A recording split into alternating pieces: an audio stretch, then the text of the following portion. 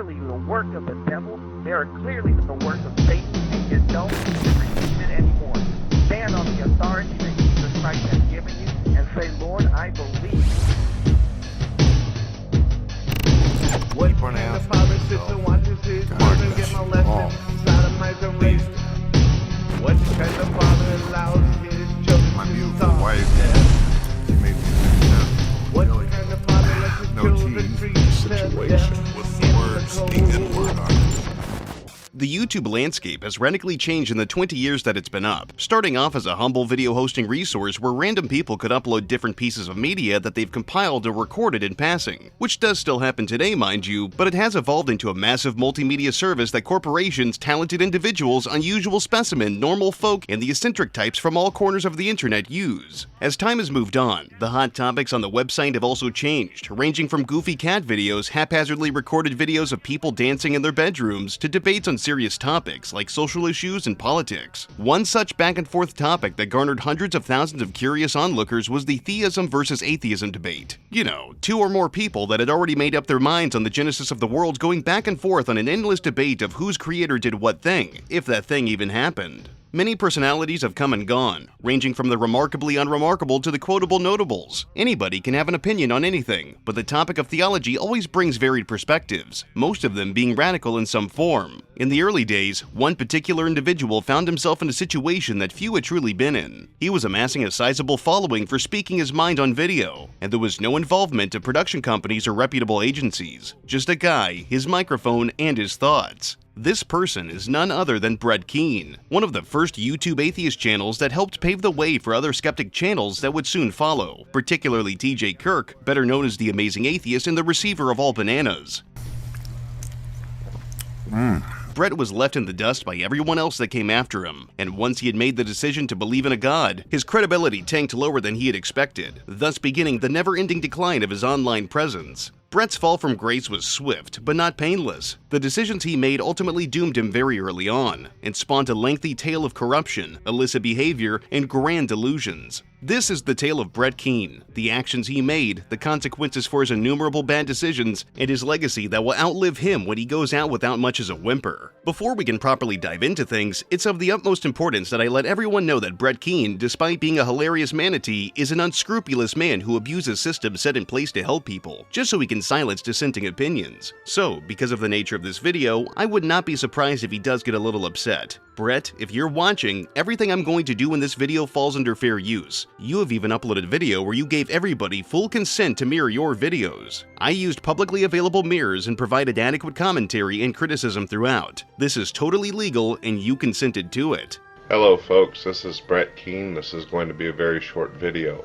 Anyone, whether you're atheist, agnostic, or Christian on YouTube, you may take all of my videos, if you feel like it, or whatever you like, and post it all over different channels. You can post it on Yahoo, you can post it on Google, anything you want. Hell, you can play them on Stickam accounts if you want. The reason why I'm giving you permission to do this, anybody, is because I believe that the Muslims are going to try to ban me for this new thing I got going on where I'm basically posting all these videos up about Islam and about what the Muslims are about. Years before he would discover that his purpose was to sit in front of a computer and complain and beg for money, Brett had to figure his life out. He was born to a relatively poor family in Festus, which is a filthy armpit of St. Louis, Missouri. St. Louis has pretty much always been a rough city, having experienced many decades of neglect. The lower-income neighborhoods that reside within it are mostly affected by a high crime rate and a general lack of care by the city's government. Brett's claims about his youth are questionable at best. He's claimed that he was bullied and harassed, but he would stand up for the victims of needless prodding. He was a social outcast who didn't have a lot of friends and didn't really mix well with others. His stories are likely nonsense considering that Brett has always been an isolated, overweight, socially awkward person. On top of this, Brett allegedly suffers from agoraphobia, an anxiety disorder that causes a person to be deathly afraid of being in instances where they cannot easily remove themselves from a situation, such as an event or a gathering, let alone leaving the house. This makes his claims of being outside and standing up for the bullied kids and getting into fights on the mean streets of St. Louis dubious at best.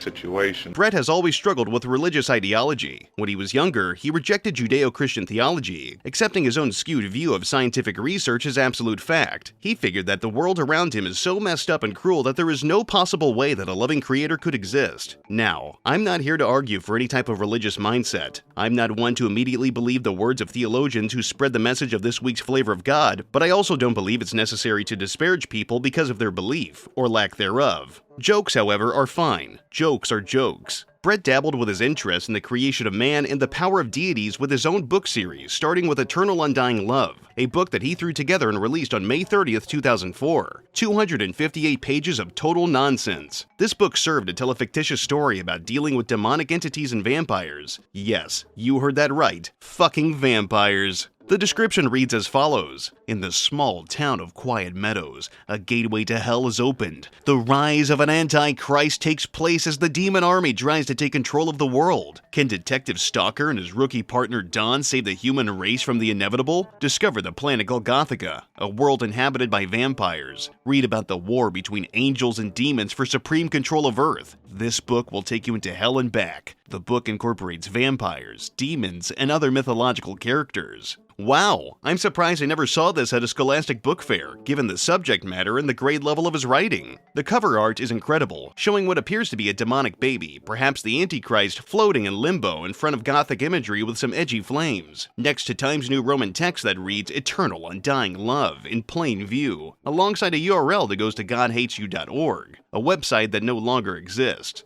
Even better, the back cover shows a younger Brett, sporting shades and a cool-looking getup, outside of all places. This is strange considering he's supposed to be scared shitless of the outdoors. Huh, it appears this has happened several times. He must be doing quite well for himself despite having a horrific phobia of the world around him. Anyway, this story eventually mutated into an entire trilogy, with 2 follow-up entries respectively titled Eternal Undying Love 2, The Second Coming, and Eternal Undying Love 3, Serpents in the Cradle. Before we move on with his story, I want to cover his books just a teeny tiny bit more, so bear with me. These things are pretty important in the bigger picture of his character. The Second Coming is a 244-page roller coaster of fecal literature. The cover for it is yet another illegible masterpiece, and the description states the following. The apocalyptic sequel to Eternal Undying Love has arrived. A war between heaven and hell. A new world order threatens humanity. 7 chosen warriors try to bring the world into a universe of chaos. Will love win in the end, or will evil take its place upon the throne? Will mankind live to see another day, or will Revelation spell the last chapter in our story? Journey through the insane asylum with the mysterious man in black. Stand in awe as the dead arise and walk again. Watch in horror as the seas turn to blood. Discover life as it hinges on death. Learn the true meaning of Eternal Undying Love, The Second Coming. Serpents in the Cradle has, you guessed it, a fugly cover and a nonsensical description. It's a whopping 304 pages this time around, featuring unmolested, unfiltered, rancid writing. The Man in Black is back, darker and more mysterious than ever in this third of an epic trilogy. In this journey through hell, he faces a threat even more powerful than the demons, the Angels of War. Detective John Reznor discovers that he has an incurable disease, as he faces a madman who hopes to destroy an entire city. Fabian finds a strange portal that leads to outer dimensions, followed by a newfound power. Gamora's sister, Delilah, creates a new breed of vampires and werewolves. Dark secrets are revealed in these nightmare-filled pages. As this book takes you to its climax, it will surely bring the walls of hell down upon you.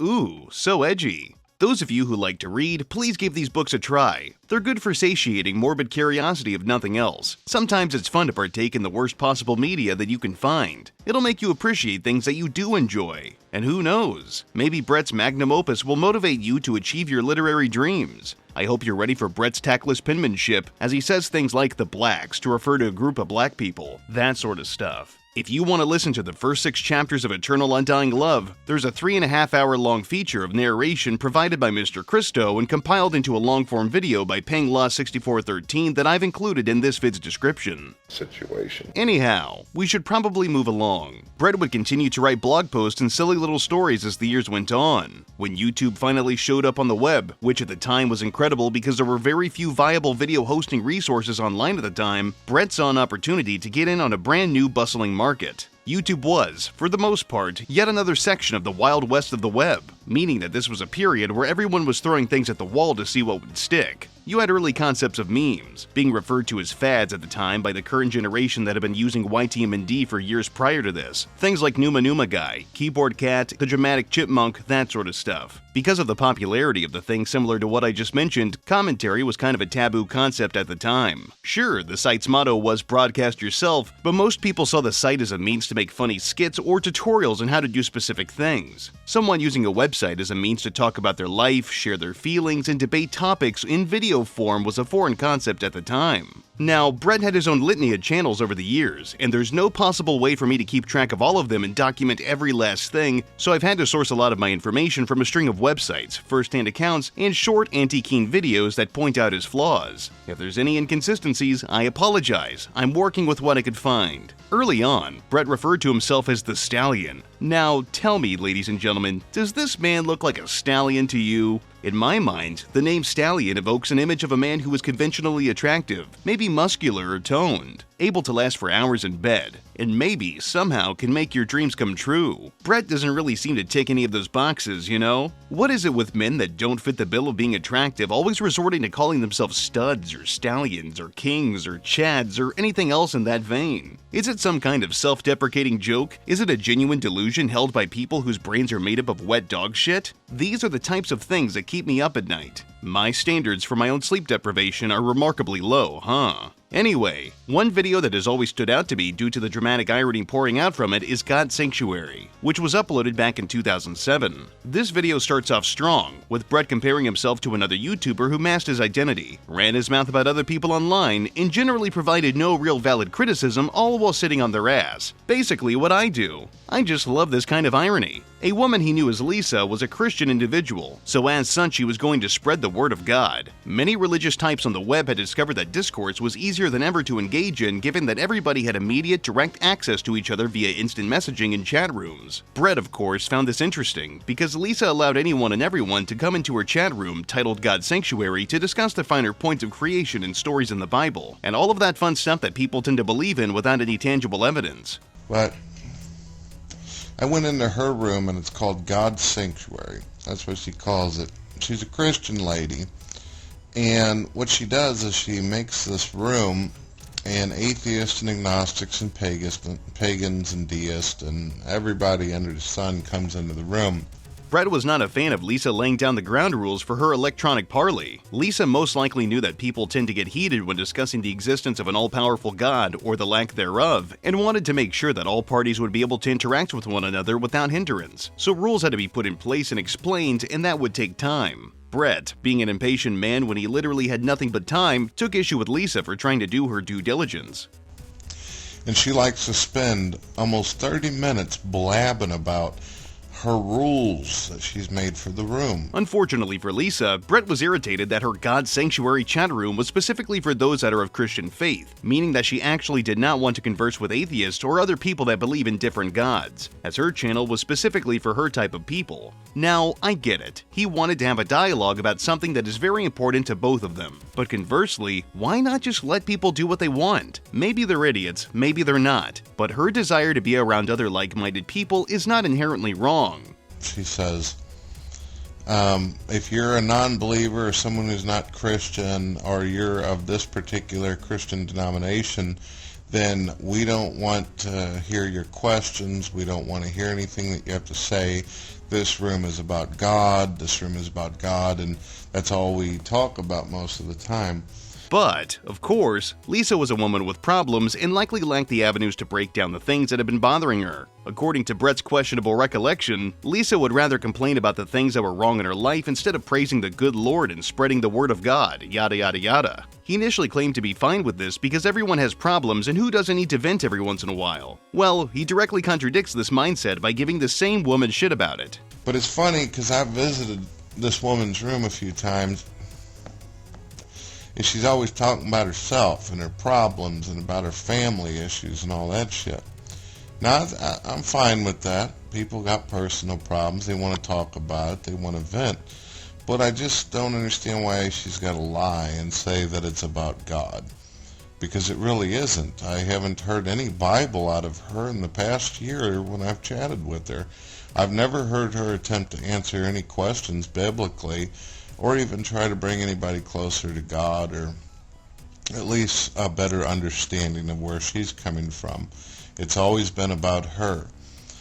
And I don't think that that's as annoying as just sitting up there listening to a person for 30 minutes try to control other people that she doesn't even know, only willing to listen to the people that agree with her and are willing to sit there and listen to her stories. The irony of a man in Missouri who had no job nor a drive to get up off his ass and make something of himself, taking time out of his incredibly busy day of doing literally nothing just to get pissed at people on the internet for having opinions and believing in God, really is quite interesting. I love when characters are needlessly complex in my stories. It makes things so much more exciting. Why could he not just let her do her thing? Why did some random woman online matter that much to him? Brett had made a habit of getting bent out of shape because people were exercising their freedom of choice. The alleged atheist was fine doing his own thing, but by golly, you better not do something that he wouldn't. Somehow, some way, a random person online trying to make friends and converse with other like-minded individuals makes her controlling, I guess. Brett sure put that juicy noggin of his to good use. This video is great in my opinion because it carefully outlines the future that he would inevitably have. When the years moved forward, Brett found himself aping a lot of the same behaviors of this Lisa woman. He later changed faith and tried to discuss religion with other God believers, setting up defensive walls to keep unruly atheists out, removing people from the chat room when he felt his personal beliefs were under attack by one of God Jesus' creations. Situation. Another upload of his that sticks out in my feeble mind is a video from 17 years ago called When I Was a Christian, where Mr. Keane carefully dissected what he was like when he was a person who believed in the divinity of Christ. Isn't it strange that he believed but also didn't believe? Truly peculiar how his story is consistently inconsistent, isn't it? At this very moment, he believed that him being indoctrinated into a belief system that required faith such as religion was wrong and unfair, because I guess children rarely get a say in what they believe. But then again, who fucking cares? Brett has historically always seen himself as some kind of astute, deep thinker, who is able to problem solve and work out situations in his head that others are seemingly incapable of even attempting to understand. This is actually a pervasive issue that he struggles with to this very day. Perhaps saying he struggles with it is a bit bold considering he doesn't even seem to honestly believe he's in the wrong about anything, well, ever. In the aforementioned video, Brett methodically explained what Christianity had done to him and the faults it had presented in his character. For one, he hated it because it made him less intelligent in his mind. I'm not entirely sure how high the bar is in this world for remarkable brain power, but I guess kids are already stupid, so organized religion could only make them dumber, right? I hated it because it caused me a lot of serious dysfunctions, issues in my life. One of the things that it caused me was that it caused me to be extremely dumb, uneducated, and ignorant. I'm talking about me, not all Christians, about what it did to me. He carefully backtracked and made sure to clarify that it wasn't all Christians who were stupid, just him. God used his spooky cosmic deity powers to manifest a lack of intelligence in young Brett's mind. However, other Christians were unaffected by the contagious levels of ignorance that were bestowed upon him because he believed in a God. This doesn't make any sense. Why is he the special case that gets aggressively dumber when he believes in God but others don't? I mean, I agree with him on the part about him being a dunce, but why is he so special that he gets divine stupidity? What the hell is he even trying to say? Somehow, despite Bretty Boy being a staunch atheist who spent countless hours picking apart the dichotomies of theology, he fails to understand why most religions, specifically those that depict creation via means of supernatural intervention like God or gods, don't study or spread scientific information that directly contradicts their beliefs.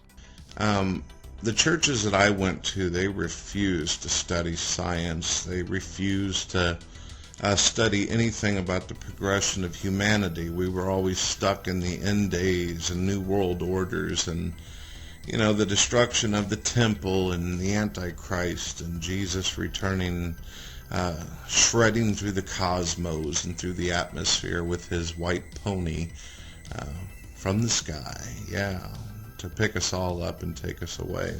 He almost had a point here, just about, but it is not a reasonable expectation for a religion to share information that would outright argue against or entirely disprove their faith. Wouldn't that be counterproductive? How could such a congregation of people persist if they hand you something that negates exactly what they're teaching? It'd wipe their philosophical viewpoints right out. He later tried to suggest that his superiors within that sect of believers had already determined how they wanted his life to turn out, with them allegedly planning for him to have his own open house of worship where he could spread the good word of the good Lord to the masses. This was only destined for him because he was so familiar with the Christian scripture. However, later in this same video, we'll see that this man is the furthest thing from what the teachings of Christ require of his followers.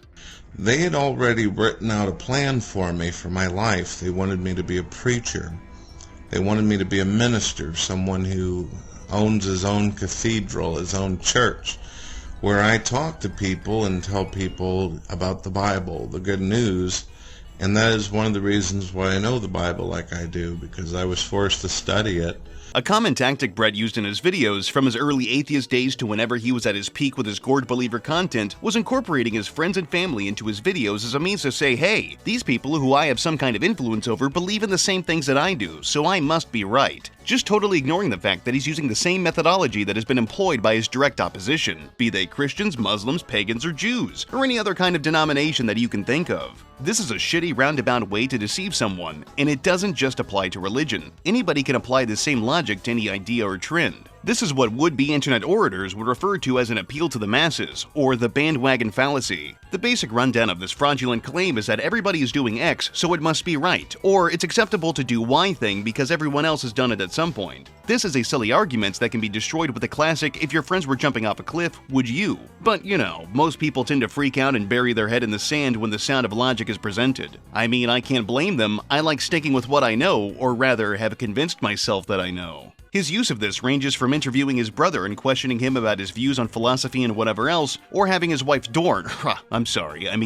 assist in the introductions to his videos by claiming that people were using vote bots to downrate his videos and flag him down, or even just including his children in the contents of his website. Now, there's nothing inherently wrong with him interacting with the people that are closest to him, and even creating projects with them and whatever else. But when you use people who love and cherish you, incorporate them into some kind of argument for something that is greater than you or them, it's intellectually dishonest. Of course his family is going to agree with him. He's the oligarch of the household. This isn't the case for everyone, but it's a shittily thrown together argument that implies that not only is he right, but so is his family and his friends, all to prove that his perception of reality is the undeniable absolute truth, and so on and so forth. Ugh, just talking like him makes my mouth taste like shit. Situation. Continuing forward with dissecting his content from the yesteryear, another classic video from around 17 years ago is Controlled Existence, where Brett laid out his views on why working a job impacts a person's life and their family unit, suggesting that perhaps investing some of your time into a career, while monetarily beneficial, is potentially damaging to a person's inner circle. Brett has never put in a hard day's work. Most people have had easy and difficult jobs, with the most exhausting ones being entrance level or manual labor, that sort of thing. I can tell you with absolute certainty that Brett has never had to use a shovel or a hammer. He's never ran a register or taken an order. He's never filled out and processed paperwork. He's never painted a fence, nothing. I'd argue that he's never even started a mower and trimmed up his lawn.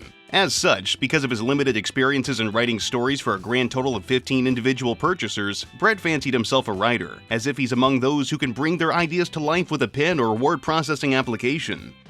What's really nice about being a writer for myself is that I get to spend a lot of time with my family and a lot of time with my children. I'm not a billionaire. I don't make money like Stephen King, and I'm not up there with Stephen Hawking or anything, nor Richard Dawkins, that's for sure.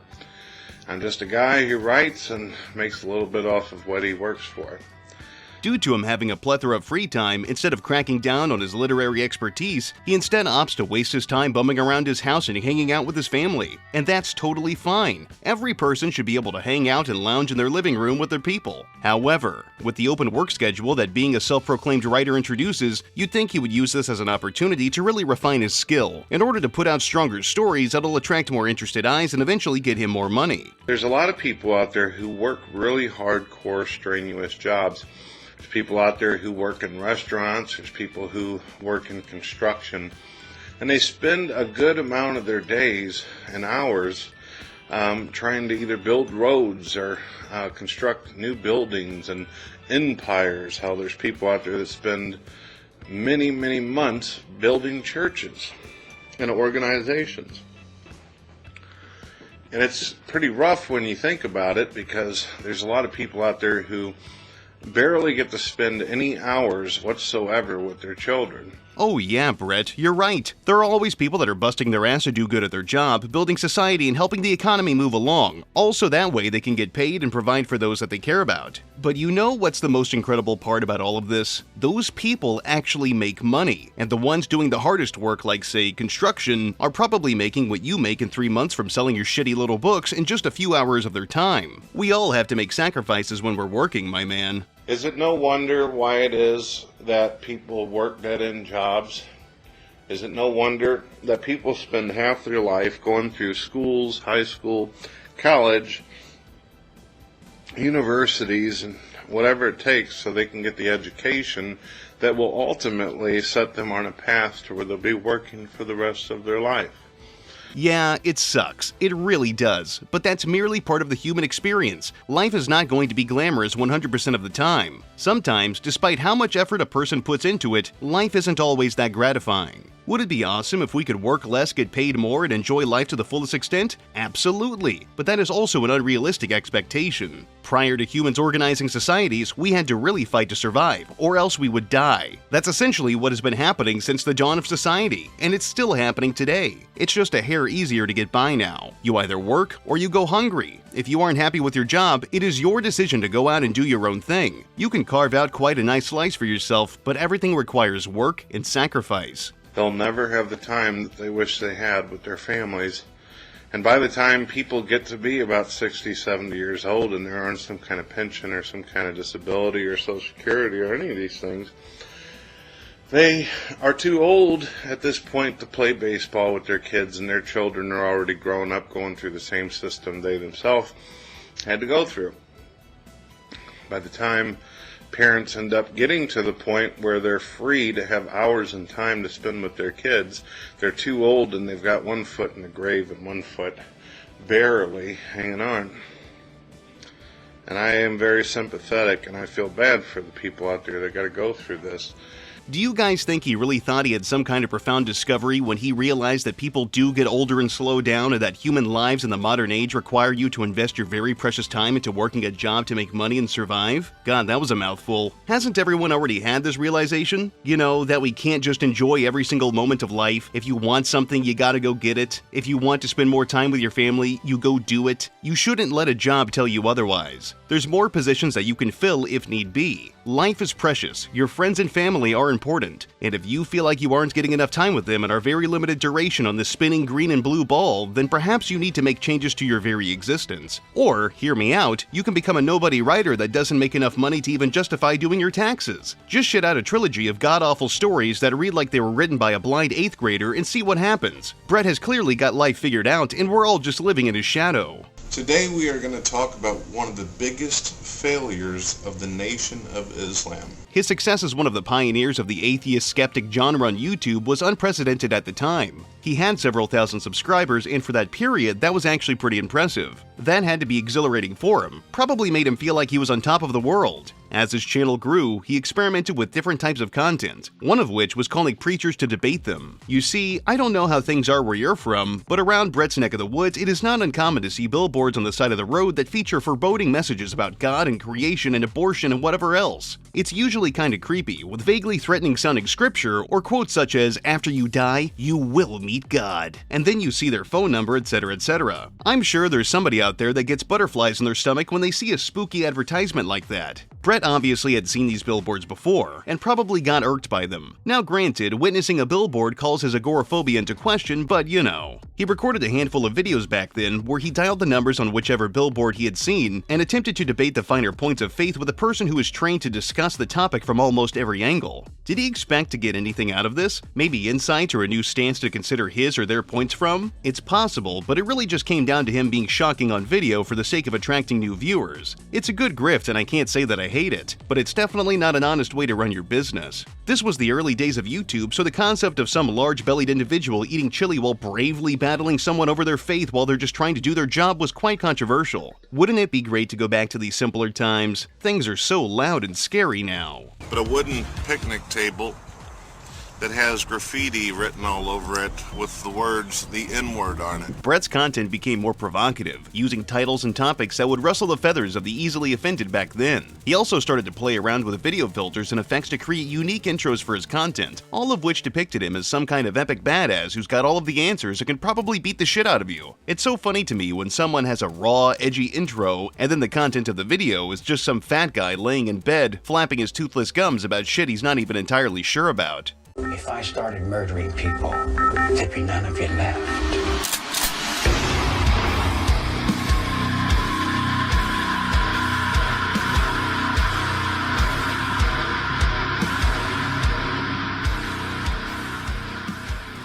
How about one more? We're going to be fast forwarding a bit, but this clip is just chef's kiss.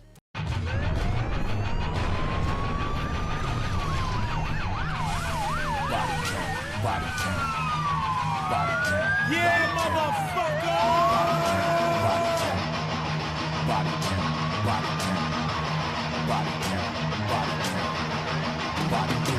Body count, nigga!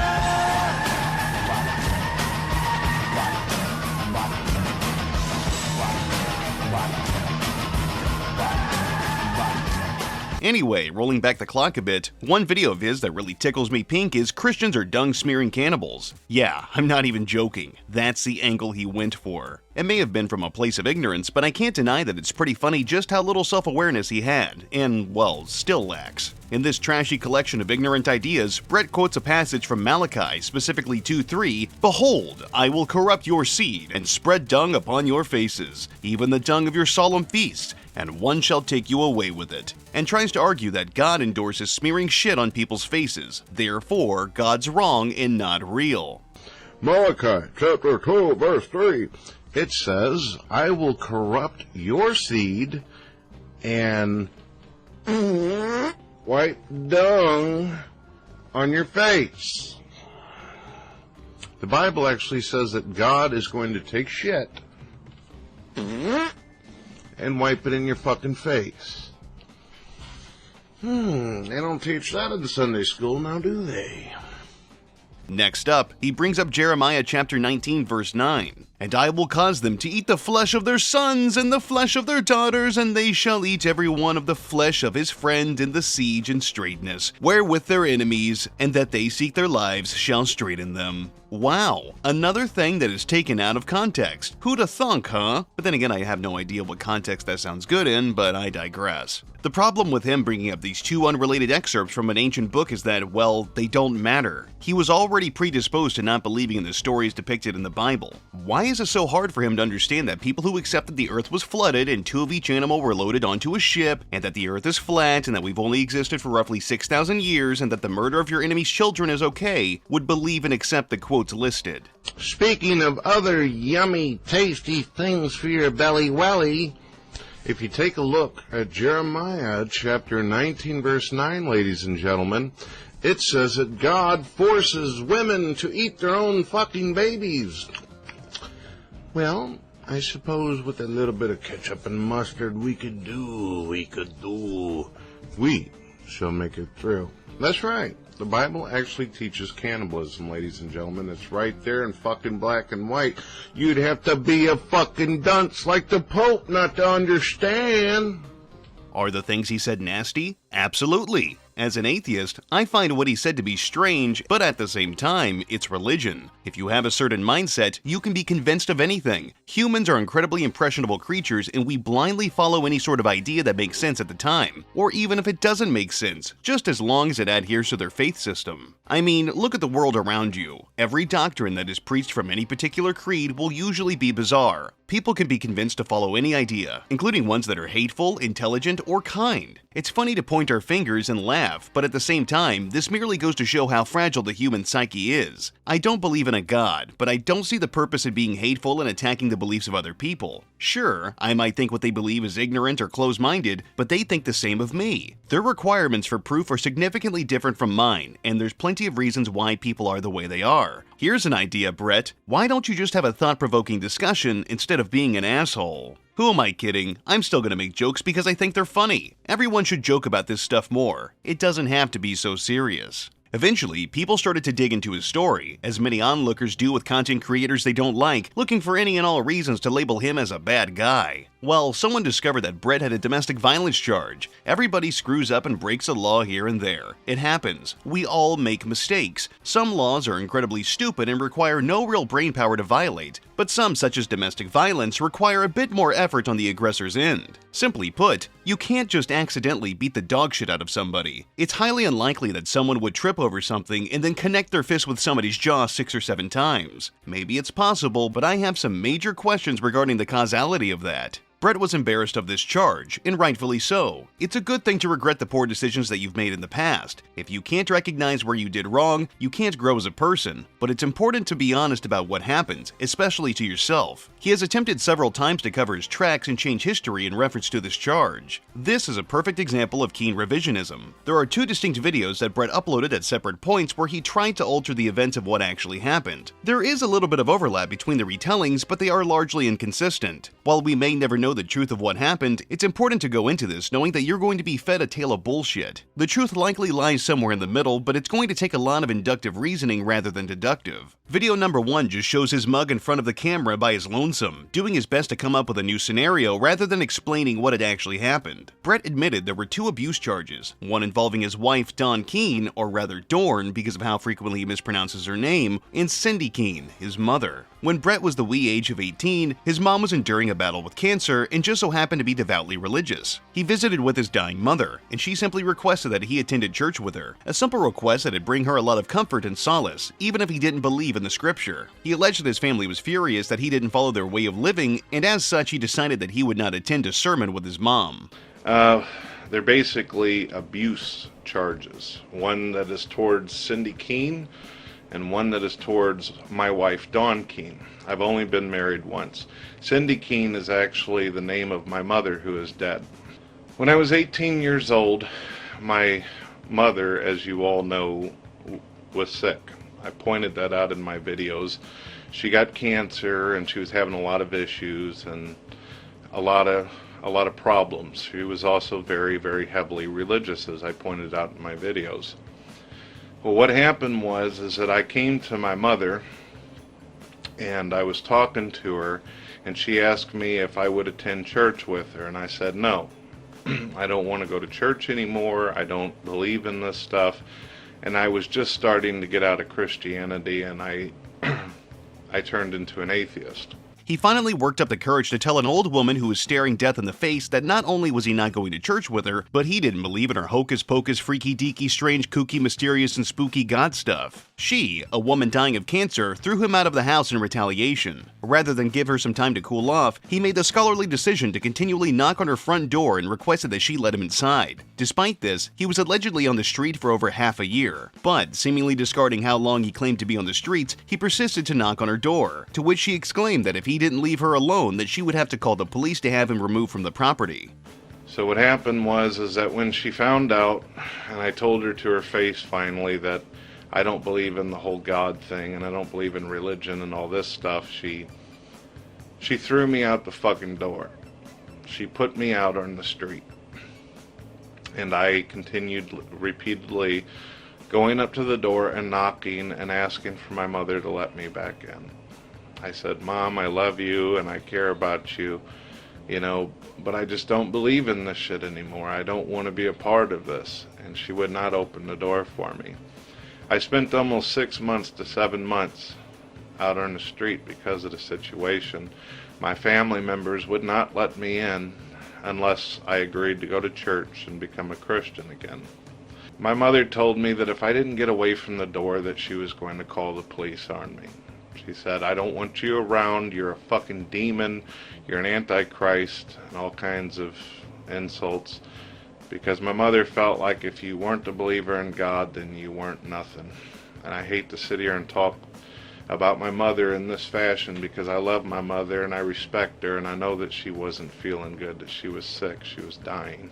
She summoned law enforcement and he was promptly taken away, spending 2 hours in jail because he refused to leave the premises. This is what he claims was the domestic charge regarding his mom. Now, I'm not super well versed in the functioning of the legal system compared to people who are in that business, but wouldn't it be some kind of different charge? Domestic violence doesn't entail just knocking on a door and being a nuisance, but I don't know. The second charge was much more personal, involving his wife. He immediately brought up that one of his children was born with meningitis, which led to them having hydrocephalus. According to Mayo Clinic, hydrocephalus is the buildup of fluid in cavities called ventricles deep within the brain. The excess fluid increases the size of the ventricles and puts pressure on the brain. He made sure to bring up how the stress of having a disabled kid was extremely difficult to deal with, because having sick children is not a pleasant experience. This is important because it was putting additional stress on him and Dawn. The two believed that their daughter was going to die, both of them entering a state of manic depression. Because of this, they separated soon after due to Dawn supposedly not being able to stomach looking at Brett anymore because, quote, she couldn't look at him anymore. She must have seen her child when she looked at him. I'm not going to make any jokes here because this is dead serious. My wife and I thought that our daughter was going to die. And my wife and I, we started breaking down basically and becoming depressed. Because of the situation, it was hurting our marriage. We weren't able to spend time with our son because we were constantly dealing with our daughter in hospital. So we separated. We separated because she couldn't look at me anymore. When she looked at my daughter, she said that she seen me and she just couldn't be around me.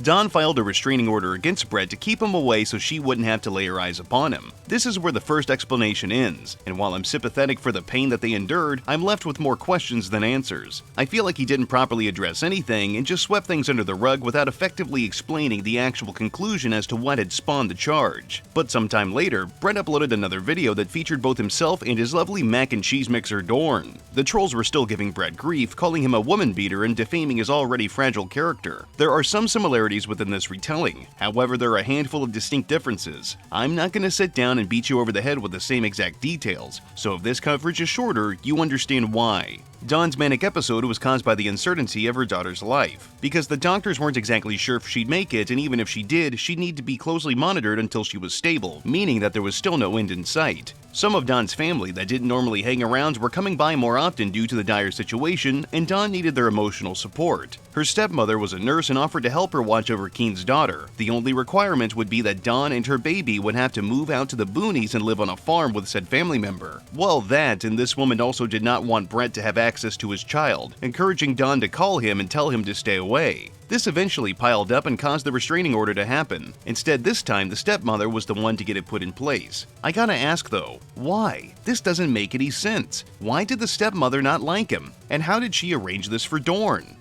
Is that the woman didn't really want me involved, even though I'm the father. I'm the father of Angelica and Daniel, and she didn't want me around. So what she did was she asked for Dawn to call me and tell me not to come around. And now Dawn didn't understand that whole situation, but Dawn had to make a choice. She either gets into a big explanation with me about the situation, or it's fucked up. It's a ridiculous situation, but the lady didn't want anybody else around. Brett instructed Dawn to scoot closer to the camera and explain her side of the story. Dawn stated that her stepmother did not want Brett at the farmhouse and she was convincing and manipulative, so Dawn was easily swayed into pushing him away. This woman instructed Dawn to go to the police and lie about Brett, claiming that he beat her and whatever else. That is where the domestic charge allegedly came from. She likes what she wants to like. She's the kind that likes to stick her nose in sometimes where it doesn't belong, and is very opinionated. So, she said, I can't get the restraining order, but you can. I said, well, I don't really want to get a restraining order. And through this time, I kept in contact with Brett. And she says, well, this is what you have to say. And basically, she said you have to say that he beats you, he hits you, he does this, he does that. Now, like I said, we've received two different explanations here and they don't exactly line up. There's definitely some overlap, but why did the first explanation have less contextual information than the second? Even then, neither of these stories even make all that much sense. I can kinda see how the restraining order thing might work, but it feels off. The fact that he is willing to omit pertinent details from the first video makes me feel like there's more to the story than the two of them are willing to share. I suppose it is their business and not ours, they could have just ignored the dumb drama, but Brett's willingness to try to cover his tracks leads me to believe that he did do something and he doesn't want it to be out there. Sometimes, man, your decisions come back to haunt you. It is what it is. All that can be done at that point is to just do better. But this is Brett, and attempting to better himself just wouldn't make sense. Unrelated to this stuff, but I also can't think of any other time to bring this up. Brett has claimed that his father was very abusive and knocked all of his teeth out. He has also told conflicting stories about how he didn't take care of his choppers and how he had defects with his mouth. But the main tale he always falls back on is his dad repeatedly rearranging the configuration of Brett's smile with his fist. How many atheists do you think got killed during the reign of Zeo Touching once again on the serious topic of Hydrocephalus, his child's condition was actually used as a weapon during one of his countless online squabbles with a content creator known as Fake Sagan. Fake Sagan, also known by his real name Christopher Anderson, is a former atheist ponage YouTuber, where two or more shovel-headed idiots hurled insults at each other until one found the way to dismantle the public image of their enemy and was declared victorious. Fake Sagan was friends with various prolific atheist YouTubers, namely The Amazing Atheist. Those two had a spectacular falling out that was both dramatic and horrifying. If you want to know more, take a look around. If I spend the entire video breaking down every associated drama, we could be here for quite a while. As expected, Brett was beefing with Fake Sagan, and when this guy continued to poke large holes in the character of the Brettster, Brett panicked and struggled to find his perfect gotcha to take him down. Calling him a piece of trash and scum of the earth wasn't going to cut it this time. Brett sought to falsify a message that Fake Sagan allegedly would send him. He created a fraudulent email where Fake Sagan would threaten Brett's water-headed idiot, meaning his sick child. The problem with this, other than it being a really shitty thing to fake, is that Brett shared this email on video with a timestamp that was after he had already claimed that Sagan had done this. So close, Brett, yet so far. The burden of proof is always on the accuser, and of course, without fail, he managed to screw up the easiest misinformation campaign that he could have ran. This is back when people just took everything at face value because we were all collectively dumber back then. But he fumbled it. Nicely done, Brett. Fake Sagan was the kind of person who would admit when he did underhanded shit because he thought it was funny, at least he did back then anyway. He denied these claims, and without sufficient evidence, Brett's claims fizzled out. So, when you get down to it, Brett really did convince himself that shit-talking his own disabled daughter would be the key to destroying the reputation of some loser on the internet. This ain't checkers, bud. It doesn't get much simpler. If you want to know more about Fake Sagan, there's plenty more content about him on YouTube if you go searching. Forewarning, he gets pretty crazy and starts playing with guns, so some of his antics are not for the faint of heart. Before I forget, this isn't really tied to anything in particular, but Brett did dip his toes into the creation of music with his brother, Justin. His main claim to fame was his hit single, Father. Give it a listen. What kind of father sits and watches his children get molested, sodomized and raped? What kind of father allows his children to starve to death? What kind of father lets his children freeze to death in the cold? And what kind of father will judge you and condemn you? Isn't it strange to hear Brett in a musical setting? My name is Brett Keane, I'm the next stage of evolution. Every word I spit causes revolution. Look into my eyes, I'm the intelligent design. I'm like Hitler's Holocaust, I'm like Stalin's rhyme. When I hold the mic, it's like a sign of the times. No man can be my motherfucking equal. I have the blood of kings flowing inside my veins. Anyhow, moving along, how else can we inspect the credibility of Brett Keane to further understand his lack of integrity? Well, he's a tried and true plagiarist. That should certainly piss somebody off. Many years ago, Brett uploaded a video where he featured a poem that he claimed to have written himself. In this upload, he showed his face and had the words of the poem plastered over the screen in some classic Windows Movie Maker flair. The problem with him doing this wasn't just that he had stolen somebody else's work and barely modified it, but he really thought that nobody would ever think to just Google the words. Someone obviously had this bright idea, reverse searched his bullshit writing, and discovered that he had plagiarized a poem by Judy Burnett. This is merely one instance of several attempts at thievery. To confirm this, let's read through both poems, shall we? They're short and painless, mostly. Here's Brett's rendition. So many images race through my mind whenever I speak your name. It seems without you in my life things will never be the same. What happened to those days when I was just a child, the innocence, when my love was consumed in you, in your life and in your smile? What happened to all those times when I always looked to you? No matter what happened in my life, you always got me through. I turned to see your face, yet in my turning, it seems the sound has been erased when life does not make sense. Who will be there to hold me close when the pieces just don't fit? If I could turn back time and once more hear your voice, I would tell you always know I love you and no one can take your place. Years may come and go, but your memory will never be erased. And here's Judy's. What happened to those times when I always looked to you? No matter what happened in my life, you can make my gray skies blue. Dad, some days I hear your voice and turn to see your face, yet in my turning, it seems the sound has been erased. Dad, who will I turn to for answers when life does not make sense? Who will be there to hold me close when the pieces just don't fit? Oh, Dad, if I could turn back time once more and hear your voice, I'd tell you that out of all the dads, you would still be my choice. Please always know I love you and no one can take your place. Years may come and go, but your memory will never be erased. Today, Jesus, as you are listening in your home above, would you go and find my dad and give him all my love? Bretty Boy got called out for this by many people, as expected, and his troubling inability to be a reliable narrator was called into question. Notable YouTuber at the time, Judalicious, pointed out Brett's blatant plagiarism and managed to get a recording of her confronting his sorry ass. The audio is a bit messy and he sounds distorted for whatever reason. He has claimed up and down for over 10 years that this is just modified, chopped together recordings, but I just don't buy it. Sure, it sounds off, but I don't know. Give it a listen. You be the judge. I don't want this to get ugly, and I'd like to be really civil with you, because I know that you have a bit of a hard time on YouTube. I've just got one question, really, which I think would make a huge difference if you could answer it honestly. I don't know how you feel about answering questions.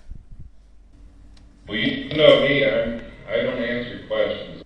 Well, the only thing I want to know is, you remember the whole thing about your poem and the Judy Bennett debacle that we had? Well, I don't know anything about it being my poem. Okay, well, what I wanted to ask you, Brett, was you said in a video recently that that if someone makes a mistake, then a really good thing to do is to hold their hands up and to admit that mistake so that people really respect them a lot more. I was just wondering, in the light of what was a small mistake, I think, that you made by not admitting that poetry wasn't yours, I'm just wondering why you wouldn't hold your hands up to that. So you basically, you'd like me to say that I'm a plagiarist, a woman beater, child abuser, and everything else, right? No, I don't want you to admit to those things. I just would like you to admit that you're human, that you made a mistake, and that probably in hindsight, a better way to have dealt with it would have been to say, yeah, I should have credited Judy, and I shouldn't have made it look like it was my own poem. Because not only I saw it, Brett, about 200 or 300 people saw you do it. You know what I actually feel bad about doing, Delicious? I feel bad about being mean to you as well as how I've been in the past. Some of the comments like calling me a cow. That's what I feel bad about. But do I feel bad for plagiarism? No. Brett's successes in the YouTube game were astoundingly short-lived. He was making enemies left and right, which in turn negatively impacted his image. When people confronted him about the opinions he held regarding politics and religion, he'd respond, but once the electronic exchange of insults and logical fallacies became too much, he tried to strike people down, and he was successful in this for the most part. But that doesn't mean it went unnoticed. This made people question the integrity of his character because he had tried to sell himself as someone who was all about debates and dissecting thought, but then he would try to silence the people that merely disagreed with him because they presented better rhetoric. What other shady shit was he into? There's actually a video where Brett admits to abusing YouTube's tools in order to silence his critics. Now, his reasoning for this is that other people were already doing it to him, but what makes this quite the peculiar cover story is that he just seems to be so familiar with the help and safety tool from that time. If he was doing this as a single retaliatory thing, surely he wouldn't be able to navigate it so well. However, he instead opted to record himself reporting people for bullshit. He later tried to deny this. Let me show you how this works. And don't cross your fingers or get your hopes up that YouTube's actually going to look at your videos and try to figure out if they actually violate terms of service or not. Because we both know that all your videos violate terms of service. Let's see, what shall we go with? Harassment or hate speech? Well, you are full of hate, so we'll just go with fucking hate speech. Let's see what we got here. Yep. Goodness gracious, a lot of you have made comments about disabled people, so let's go ahead and go with that. Who shall we type in? Should it be napalm or Coughlin today? Oh, I gotta get my keyboard real quick. Dun, dun, dun. Dun, dun, dun. Okay, we'll go with Coughlin 000. Or what do you think? Let me see. Maybe 616. We'll do 616 right afterwards, after I report every goddamn video on the channel. Let's see what we got. Yeah, should we go with age, gender, disability, veteran, sexual orientation? Well, you guys have called me homosexual. You have called me some names having to do with sex and all that, so we'll go with that first. You've also said some things about America, so maybe we'll go with race or ethnic origin in a little bit as well.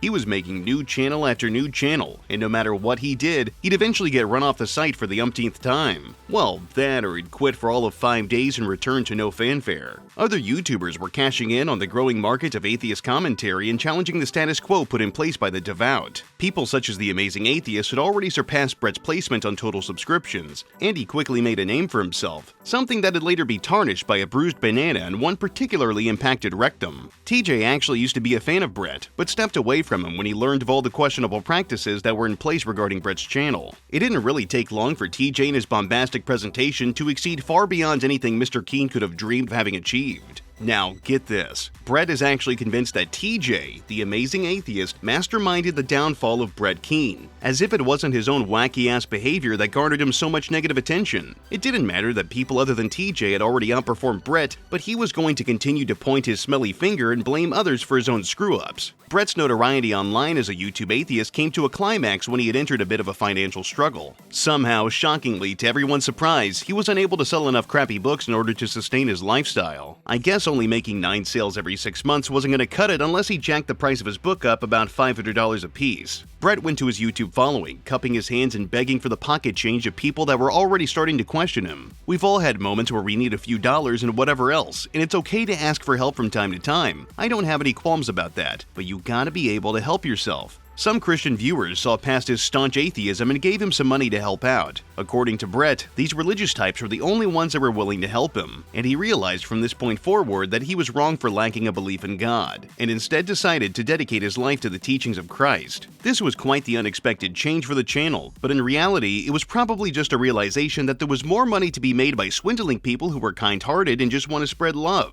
even if he actually believes that their religion has some bizarre, hateful rhetoric at its core. Because of this, Brett dropped the atheist persona and transitioned into a theist. He's flip-flopped on the integrity of his theological beliefs since, but he has largely remained Christian. He's argued against this, instead referring to himself as a God believer, or rather a Gord Believer if you factor in his peculiar way of speaking, despite the fact he believes in the divinity of Jesus Christ and follows his teachings, which by and large would make him a Christian. This was seemingly a method to attempt to shield himself from the criticism of others online, as if he was hounded for believing in something hypocritical within Christian doctrine. However, he instead says, "Hey, don't burn me at the stake, I'm not a Christian, I'm a Gord Believer." Yeah, sure Brett, that's right. Brett coming out as a born-again Christian was very controversial. On one hand, many non-believers felt that this was a sign that Brett lacked integrity and could be easily swayed into believing something that he previously fought so valiantly to disprove, while others remembered the recent accusations of plagiarism and lies. So, as you would expect, they were quick to denounce Brett's recent Christian conversion. Both sides had good arguments. I mean, how could Brett possibly believe in the Christian God after spending years of picking apart that belief system, pointing out the hypocrisies and imperfections within the stories of the Bible, that sort of stuff? With Brett being confirmed to be a through-and-through liar and potential scam artist, his character should definitely be called into question. Most people can be manipulated into believing or doing certain things, so who's to say that Brett wouldn't take this opportunity to mislead people who were convinced of his newest religious misadventure?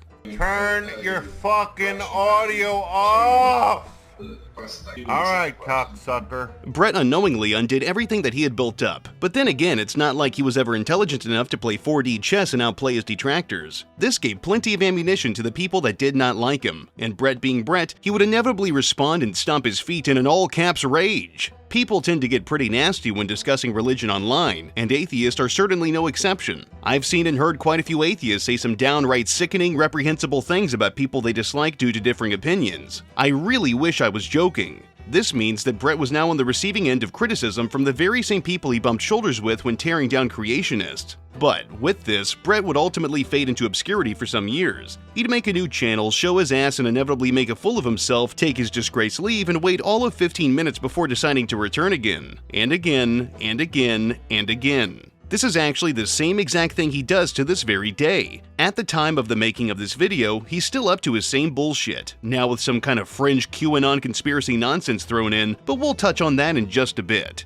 After being turned into a huge laughingstock by his former peers and most self-aware theists, Brett had to settle for his own tiny corner of the internet. Other dim-witted creationists have entered and left his circle, making their names known and attracting plenty of unwanted attention. Brett would eventually have his own cabal of like-minded Christians who were in need of direction, and instead of looking toward their God for guidance, they turned to a would-be snake oil salesman. I say would-be because that'd require Brett to be at least semi-convincing at wheeling and dealing, but you know. Many of his followers were just nondescript God believers who were somehow charmed by Brett's stunning lack of teeth. He'd host Google Hangouts for upwards of 8 to 12 hours where he'd just sit around and do, well, nothing. He'd often invite atheists to come into his controlled Thunderdome so he could debate them. And by debate, I mean name-call and use shitty arguments to tear them down. The same exact rhetoric that he was relying on even back in his old non-believer days. And don't forget, this is worse behavior than that woman he complained about earlier in the video. During these various streams, he'd often wander off to take a shit due to his intake of French vanilla coffee, or so he claimed anyway, leaving his cronies to run his stream while he's gone for upwards of 20 or more minutes, and in rare cases, even an hour.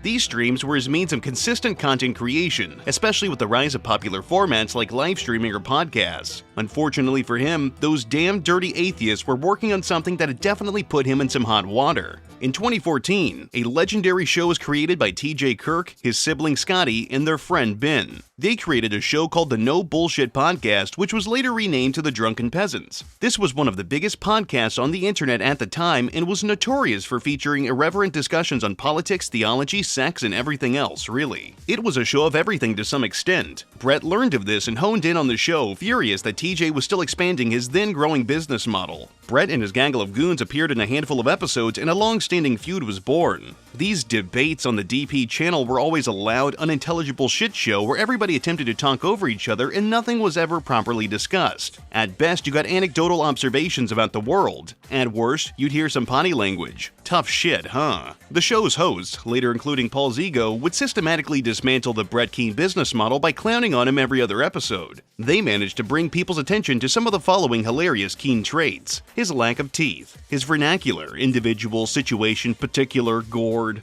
He has this verbal tick where he can't pronounce certain words like God or the name of his wife Dawn, pronouncing them as Gord and Dorn respectively. This, coupled with his overuse of certain words like individual and situation, tends to make his way of speaking unintentionally hilarious. His perpetual failures in the YouTube business, his mannerisms, his love of chili, macaroni and cheese, and other easy-to-eat soft foods. Funnily enough, Brett's affinity for macaroni and cheese and chili and other casserole-type meals was a point of contention for him. The show's host would always poke fun at the fact that he ate chili on videos, smacking his lips, seemingly complaining that Dorn didn't load up his bowl of chili with some sharp and creamy shredded cheese. That would have really spruced up the flavor to his delectable meat slop. Say what you will, but I think Brett not only popularized the mukbang genre, but he really outdid everyone else. Hello ladies and gentlemen, my name is Brett Keane from God TV Radio. Make sure you check out my gaming channel, Games You Love, and when you get an opportunity, check out all my other YouTube channels, including my brother's, and my new Movies You Love channel.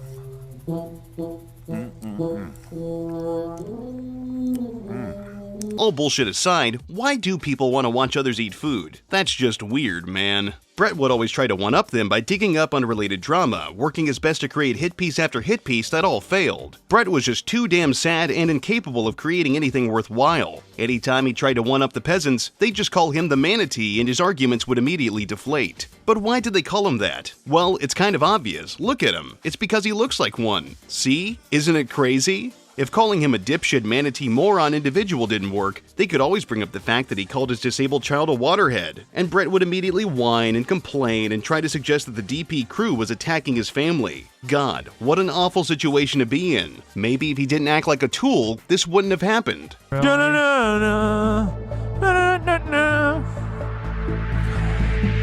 He changed it a little though.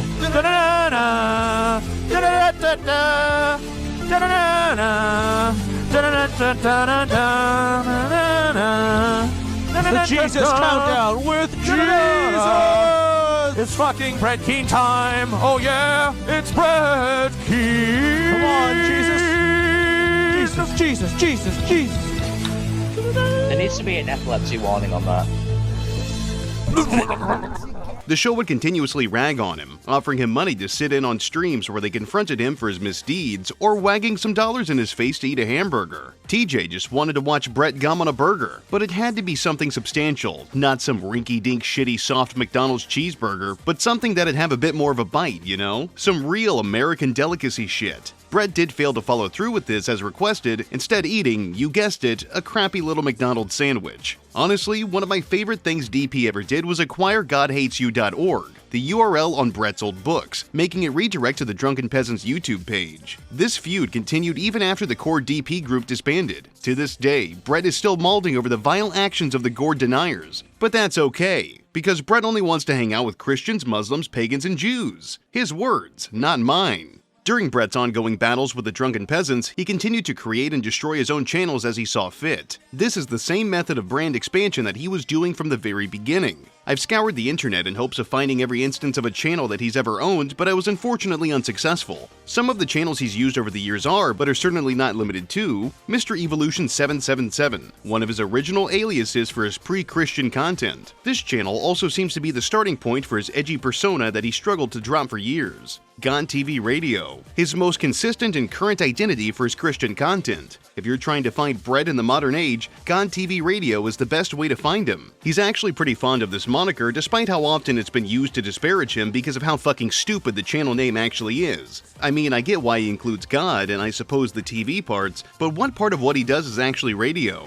Even then, for the sake of argument, let's say he was into radio. The meager few listeners that the platform even still has would either shut their systems off or potentially drive their personal vehicles into the side of buildings to avoid having to listen to him drone on about boring crap like church. Games you love. This channel is arguably one of the most laughed at because he really thinks of himself as an avid gamer. What kind of games did he play? You know, hardcore shit like The Sims, The Elder Scrolls, World of Warcraft, Necopara, Fallout, you know, very intense shit. I was joking about the Necopara part, obviously. Or at least I hope he isn't playing that, but I also would not be surprised. Now I'm stuck with the mental image of Brett cranking his hog to catgirls. Yuck. He still uploads the occasional video game related video to his Gone TV radio pages, but it tends to remain consistent to his Games You Love broadcast, where he just aimlessly rambles into his microphone while smacking his toothless gums and meandering in Starfield. Movies you love. This channel was basically more of the same, but this time geared towards discussing the complexities of cinema. It should go without saying that this channel was unremarkable and didn't last long. Despite fancying himself a movie critic, he loathed certain genres like horror and sexual content. In fact, he'd roll his eyes and complain about a movie featuring a sex scene despite going into detail in other videos about how he'd love for a woman to dominate him. Just wanted to throw that in there so I can pollute your minds with more Keane-related smut. He's definitely had a lot of channels, huh? It's really not like a leopard can change its spots, so I shouldn't be surprised. He's a creature of habit, and his habitual ritual is being successfully unsuccessful at everything he does. Whenever one of his channels became too much for him to maintain, he'd delete his shit and return a few months later. I mean, mood, but I don't know. If I were in his shoes, I would have given up after crashing and burning 20 channels back to back. That's also not taking into account how many times he's been kicked off YouTube for violating its TOS. Another thing to note is that DP brought attention to Brett's fraudulent operations regarding money. Brett would often ask his viewers for money, as many content creators do. That's fine. Anybody who's got a following has likely asked for money at some point, and that's generally harmless. However, Brett has tried multiple times to raise money for vehicles or medical expenses or his utilities, yet the amounts that he asks for tend to pair up pretty closely with his Amazon wish list. But, you know, that's just a coincidental situation.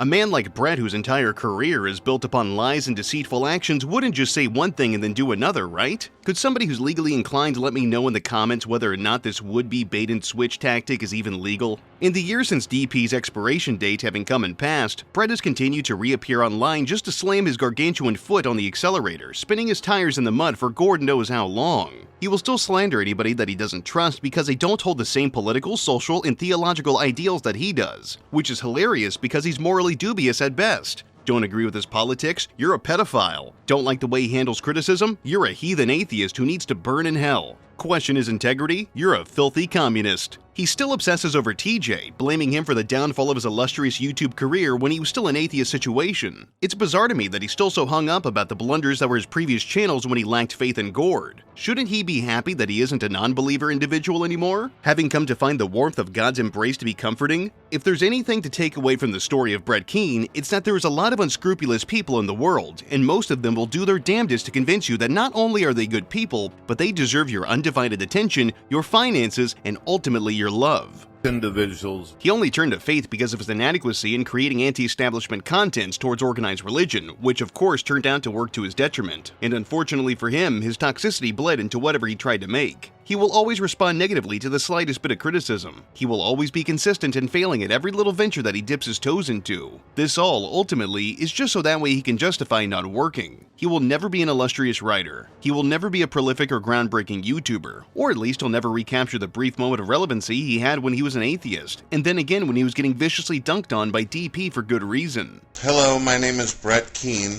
and I regret to tell you all that this is going to be the end of Brett Keane doing videos. My videos will stay up on the different channels that I posted them on, but I think that I have done more than enough of my share to entertain. In his mind, he's an esteemed writer, individual, and content creator situation. I suppose in life, the opinions of other people should matter a touch less than your own about yourself. And honestly, I do admire how he's able to mindlessly suck his own asshole clean despite having a record of being one of the lowest of the low on the YouTube platform. He might try to flag this video down, but there's nothing here that can make it easily done. I've sourced all of my information from various spots on the internet, but the most important source has been the plethora of Drunken Peasants podcast VODs that are still available to watch to this very day. The Drunken Peasants podcast is definitely not what it used to be, and that's sad. However, it's good to know that somehow it has still managed to survive despite Brett's attempts to totally wipe the show off the face of the earth. One of the craziest things to me is that Brett is merely the tip of the iceberg when it comes to shady people trying to separate others from their pity and money. Odds are you've known someone that's just like him and you do what you can to keep them at arm's length. There's basically an unlimited amount of people like this online. You just gotta know where to look. I hope you guys enjoyed taking a bit of time to peer into the obscure life of Brett Keane. I know he's not as exciting as other lolcows, but I think he's certainly worth a look. Some people have debated on whether or not Brett is a lolcow, and I gotta say that I'm in the camp of him being one. He's not your typical type of cow, but he has definitely been and will continue to be milked for laughs. His infamy on the internet is the highest point of his life, and it was already banned before, so imagine just how far he's sunken by now. Even scarier, imagine how much farther he'll go. So really, look at Brett and take a few lessons from his mistakes and not the messages in his words. Don't be a false flagging prick. Don't needlessly harass people by slandering them and then crying wolf when you're caught. Don't go around trying to harm people because you're an angry, toothless, bedridden bum who can't make friends. And most importantly, and I cannot stress this enough, just be kind. Do better by being the best person you can be, and don't succumb to the teachings of the manatee. But that being said, that's going to be it for today's video. If you like what I do, leave a comment, rate, and subscribe. If you want to support me in a more personal way, you can check out the Patreon link and the Teespring link in the description. I've also got a Newgrounds account if you want to check out some art-related stuff. I've got more content coming down the pipeline. But until then, I'll see you degenerates next time.